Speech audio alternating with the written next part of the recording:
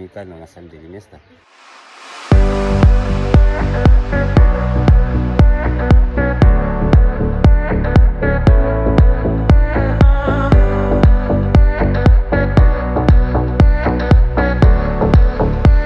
Здорово, капля за каплей капает скупая мужская слеза, наполняя верхнюю чашу сердца. Переполнено болью и горем сердца, и человек страдает. Но бытовые заботы, время рассеивают такую боль.